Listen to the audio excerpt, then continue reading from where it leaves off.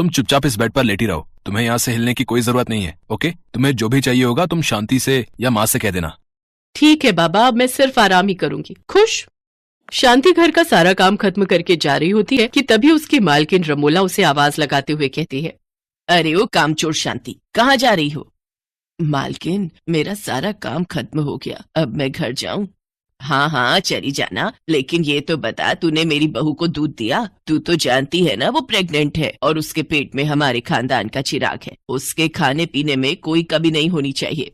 मालकिन, मैंने तो उनको दूध गर्म करके दिया था, लेकिन उन्होंने नहीं पिया। ओहो, ये दिव्या भी ना अपना बिल्कुल ख्याल नहीं रखती। अच्छा ठीक है, मैं देख लूंगी, अब तू जा, और हाँ, कल सुबह टाइम से काम पर आ जाना। जी मालकिन, आप फिक्र मत कीजिए, मैं सुबह ठीक समय पर आ जाऊंगी। मीनाक्षी, देखो तो माँ भी काम से आ गई, जरा हम दोनों के लिए एक एक कप चाय बना दो, दिन भर की हमारी सारी थकान दूर हो जाएगी। अरे बेटा, क्यों बहू को परेशान कर रहा है? चाय मैं बना देती हूँ, ऐसी हालत में तो इसे आराम करना चाहिए, लेकिन इस बेचारी को तो काम से फुर्सत ही नहीं जो आराम कर सके। माँ जी, आप परेशान क्यों होती हैं? मैं इस घर की इकलौती बहू हूँ, तो इस घर की सारी जिम्मेदारियां भी तो मेरी ही हुई ना। और वैसे भी जब आप इस उम्र में इतनी मेहनत कर सकती हैं, तो क्या मैं अपने घर का काम भी नहीं कर सकती? और रही बात मेरे माँ बनने की, तो मैं अपना और अपने बच्चे का अच्छे से ध्यान रखती हूँ। एक और अमीर बहू दिव्या जहाँ सारा दिन आराम करती, तो वहीं दूसरी तरफ गरीब मीनाक्षी अपनी गर्भावस्था की हालत में भी घर का सारा काम करती। एक रोज दिव्या अपने पति और सास के साथ हॉल में बैठी हुई होती है, तो वो अपने पति से कहती है, पीयूष, आज मेरा पिज्जा खाने का बहुत मन कर रहा है, प्लीज ऑर्डर कर दो ना। हाँ हाँ डार्लिंग, मैं अभी ऑर्डर कर देता हूँ। तभी कुछ देर में डिलीवरी बॉय पिज्जा लेकर घर आता है।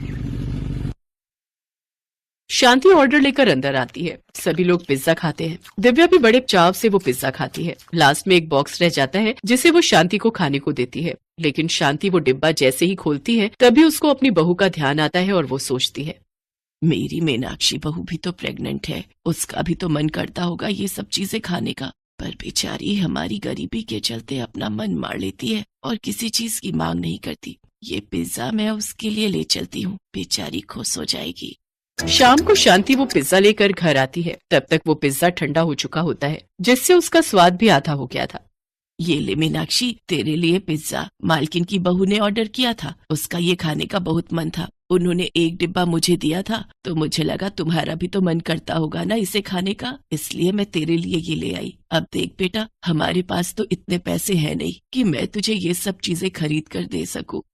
माँ जी, आप ये कैसी बातें कर रही हैं? आपने मेरे बारे में इतना सोचा, यही मेरे लिए काफी है। और वैसे भी मुझे कुछ नहीं चाहिए खाने को, मुझे अपने इस घर में जो मिलता है मैं उसी में बहुत खुश हूँ। मेरी प्यारी बहू सदा खुश रहे।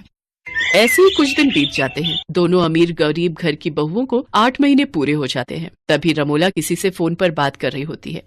अरे हाँ हाँ, तुम सब ठीक समय पर पहुंच जाना। अच्छा चल, अब मैं फोन रखती हूँ, मुझे और भी बहुत सी तैयारियां करनी है। सफाई कर रही शांति रमोला की सारी बातें सुन लेती है। फिर वो रमोला से पूछती है, क्या हुआ मेम साहब, किस बात की तैयारियां चल रही हैं? तभी दिव्या वहाँ आ जाती है और वो शांति से कहती है, वो क्या है ना, कल मेरी गोद भराई है, बस उसी की तैयारियां चल रही हैं।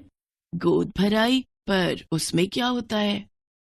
गोद भराई बच्चे और माँ के लिए की जाती है, जिसमें आने वाले नन्हे मेहमान को ढेरों शुभकामनाएं दी जाती हैं, आशीर्वाद दिया जाता है और दुआएं दी जाती हैं, और बहुत सारे गिफ्ट्स भी मिलते हैं। रमोला की बात सुनकर शांति सोच में पड़ जाती है। अरे, मेरी बहू को भी तो 9वां महीना शुरू हो गया है, फिर तो मुझे भी उसकी गोद भराई करवानी चाहिए। तभी रमोला चिल्लाते हुए कहती है, अरे किस सोच में पड़ गई, अब जल्दी से काम कर, घर में बहुत सा काम पड़ा है। शाम को सारा काम खत्म करके शांति घर आती है तो उसका बेटा उससे पूछता है, अरे माँ, आज आने में इतनी देर कैसे हो गई? हम कब से आपकी राह देख रहे हैं।